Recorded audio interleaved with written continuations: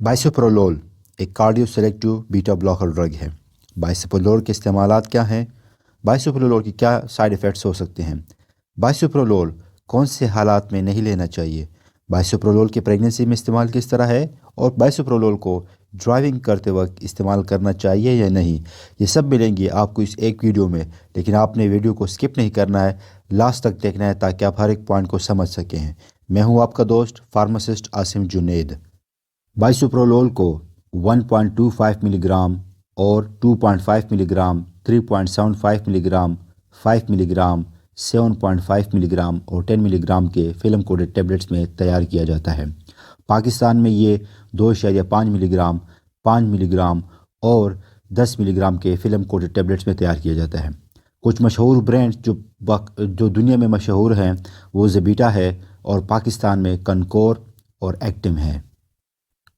اب بات کرتے ہیں بائسوپرولول کے انڈیکیشنز کے حوالے سے۔ بائسوپرولول ہائپرٹینشن میں یعنی ہائی بلڈ پریشر میں استعمال ہوتا ہے۔ اس کے علاوہ بائسوپرولول کرونک سٹیبل ہارٹ فیلئر میں استعمال ہوتا ہے۔ اس کے علاوہ یہ سٹیبل کرونک انجائنا پیکٹورس میں بھی استعمال ہوتا ہے۔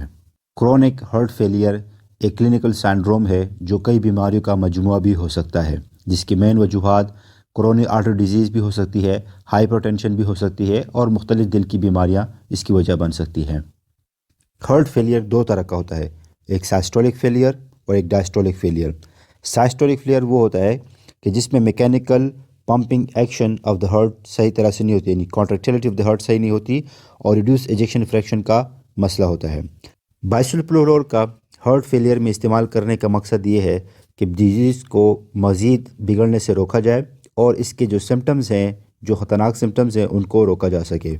بائسوپرولول جیسے کہ ہم نے بتایا کہ کارڈیو سلیکٹیو ڈرگ ہے، تو یہ دل اور خون کی نالیوں پر اثر انداز ہونے والی ایک دوائی ہے جسے خاص دل کی بیماریوں کے لیے ہی تیار کیا گیا ہے، لیکن اس کے زیادہ مقدار میں لینے سے یہ پھیپھڑوں کی بیماریوں کو بھی اجاگر کر سکتا ہے، کیونکہ یہ بیٹا 1 بلاکر ہونے کے ساتھ ساتھ زیادہ مقدار میں لینے سے بیٹا 2 ریسپٹرز کو بھی بلاک کرتا ہے، جس سے یہ پھیپھڑوں کی حالت کو بھی خراب کر سکتا ہے، اور یہ اس طرح سے ایستھما اور کرونک obstructive pulmonary ڈیزیز کے پیشنٹ میں استعمال بالکل نہیں کرنا چاہیے۔ ہارٹ فیلئر میں اس کا استعمال کچھ ٹیکنیکل طریقے سے ہے، یعنی بائسوپرولول ایسی دوائی نہیں ہے جس کو ڈائریکٹ آپ 5 ملی گرام یا 10 ملی گرام کسی بھی پیشنٹ کو دے دیں، بلکہ اس میں ایک ٹائٹریشن ٹریٹمنٹ کرنی پڑتی ہے، یا جسے کہتے ہیں ٹائٹریشن فیز۔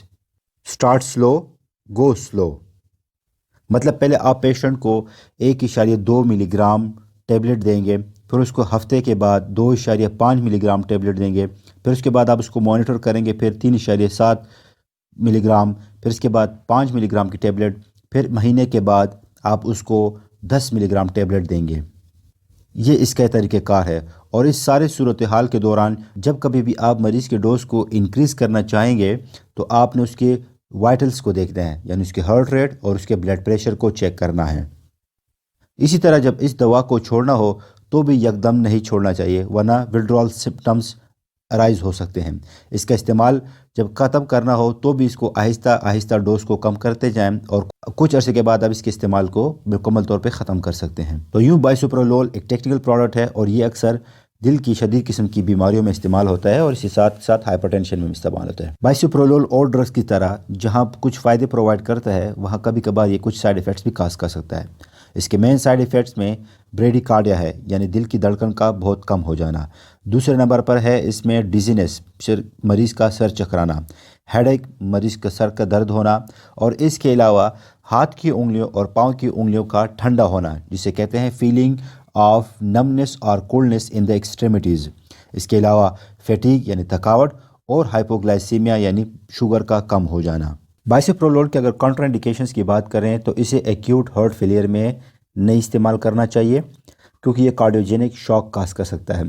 نمبر 2، یہ بریڈی کارڈیا جب 60 بیٹس پر منٹ، یعنی دل کی دھڑکن 60 بیٹس پر منٹ سے کم ہو جائے تب بھی اس کا استعمال نہیں کرنا چاہیے۔ ہائپوٹینشن، سسٹولک بلڈ پریشر جب 100 mmHg سے کم ہو جائے تو اس کا استعمال نہیں کرنا چاہیے۔ اس طرح سیویئر برونکیل ایستھما یا severe chronic obstructive pulmonary disease کے پیشنٹس میں، اور اس طرح رینالڈز سائنڈروم کے پیشنٹس میں، یا پھر ہائپر سینسٹیو ٹو بائسوپرولول ہو۔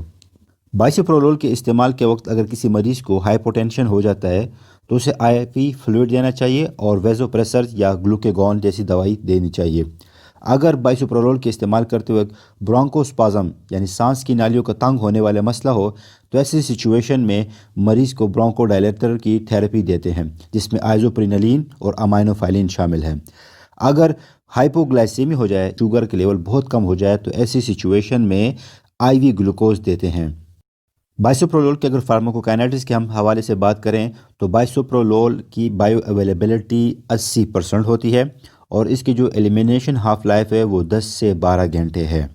बाइसोप्रोलोल को प्रेगनेंसी में इस्तेमाल नहीं करना चाहिए क्योंकि ये कैटेगरी सी में आता है, यानी ये इंतहाई ख़तरनाक है और माँ के पेट में मौजूद बच्चे को नुकसान दे सकता है, जैसे कि उसकी हाइपोग्लाइसीमिया या उसकी दिल की धड़कन को कम करके उसे किल भी कर सकता है। बाइसोप्रोलोल के इस्तेमाल से सर का चकराना और सर में दर्द होने जैसे मसाइल हो सकते हैं, इसलिए बाइसोप्रोलोल के इस्तेमाल के वक्त ड्राइविंग या फिर किसी हैवी मशीन का सामना करते हुए एहतियात करना चाहिए।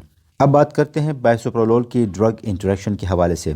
बाइसोप्रोलोल की ज़्यादातर मेटाबॉलिज्म साइटोक्रोम CYP3A4 के ज़रिए से होती है, तो ऐसे एंजाइम्स जो इसको इनहिबिट करते हैं इस एंजाइम को या फिर इसको एक्टिवेट करते हैं तो वो बाइसोप्रोलोल के साथ इंटरेक्शन का ज़रिया बन सकते हैं।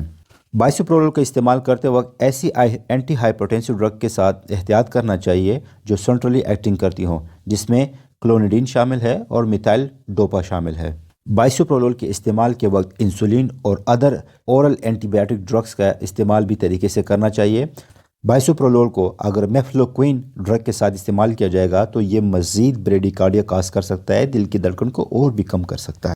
हम आपको इसी तरह ड्रग्स के हवाले से इन्फॉर्मेटिव वीडियोस देते रहेंगे, लेकिन अगर आपने अभी तक हमारे चैनल को सब्सक्राइब नहीं किया तो हमारे चैनल को सब्सक्राइब कीजिए और इस बेल के आइकन को दबा दीजिए ताकि आपको हमारे आने वाली नई वीडियोज़ के बारे में अपडेट मिल सके। थैंक यू, शुक्रिया फॉर वॉचिंग द वीडियो।